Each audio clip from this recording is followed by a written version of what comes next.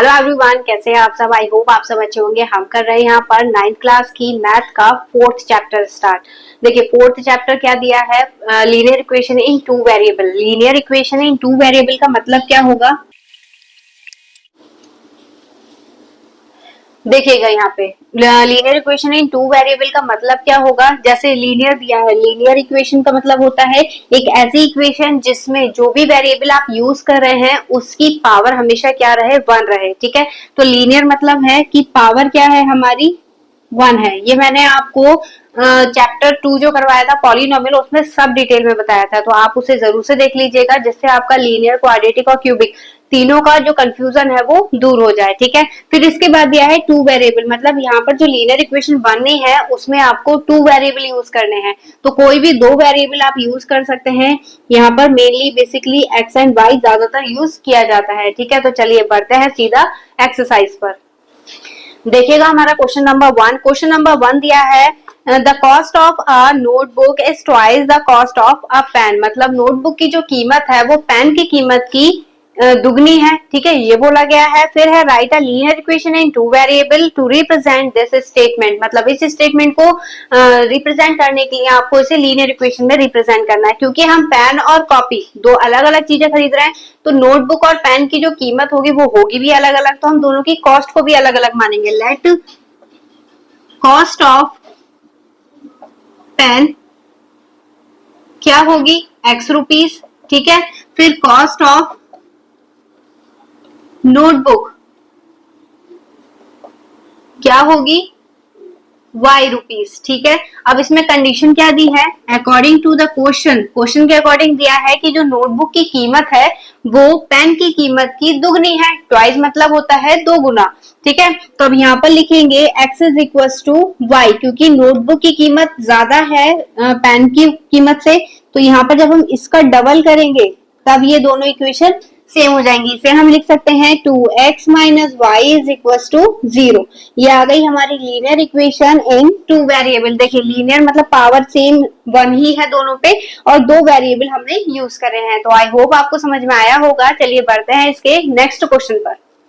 देखिएगा हमारा next question, question number 2 दिया है express the following linear equation in the form ax plus by plus c is equals to 0 and indicate the values of a and b and c।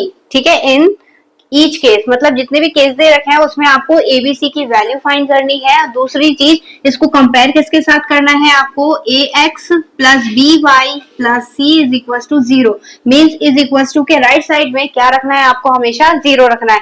तो हम इसको इसी के हिसाब से कन्वर्ट करेंगे, तो ये हो जाएगा 2x plus 3y minus 9.35 bar.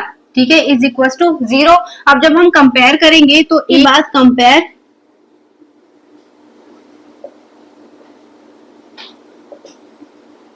with given equation।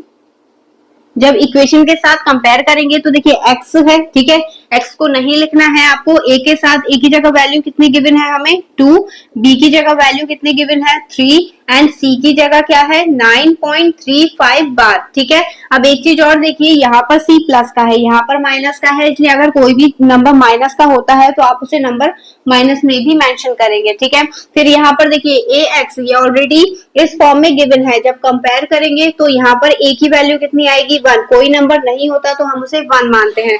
b की वैल्यू क्या हो गई -1/5 और c की वैल्यू क्या हो गई -10। ठीक है, फिर इसके बाद देखिए थर्ड पार्ट, यहाँ पर देखिए इसको पहले इस फॉर्म में कन्वर्ट करना है, क्योंकि इज इक्वल टू के राइट साइड में 6 दे रखा है, तो हम इसे लिखेंगे 2x plus 3y is equal to 3y minus 6 is equal to 0। ठीक है, अब a की जगह वैल्यू कितनी है -2, b की जगह वैल्यू है 3 and c is equal to -6।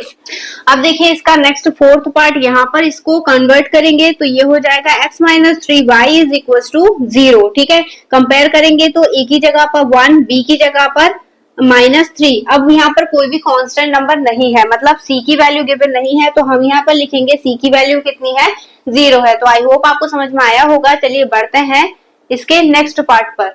देखिएगा हमारा नेक्स्ट पार्ट क्या गिवन है इसमें 2x is equal to minus 5y है। सबसे पहले हम इसको राइट साइड में लेकर लेफ्ट साइड में लेकर आएंगे तो ये हो जाएगा 2x plus 5y is equal to 0। अब किससे कंपेयर करना है, compare with ax plus by plus c is equal to 0। ठीक है, एक ही जगह वैल्यू कितनी है 2, b इज इक्वल टू 5 और फिर से इसमें कोई कांस्टेंट वैल्यू गिवन नहीं है इसलिए c इज इक्वल टू क्या हो जाएगा 0। ऐसे यहाँ पर कंपेयर करेंगे तो a इज इक्वल टू 3। अब b की इसमें कोई वैल्यू नहीं है क्योंकि b की वैल्यू जो मेंशन की जा रही है वो y के साथ मेंशन की जा रही है। ठीक है, तो यहाँ पर b नहीं है इसलिए b इज इक्वल टू 0 और c कितना है आपकी बार 2।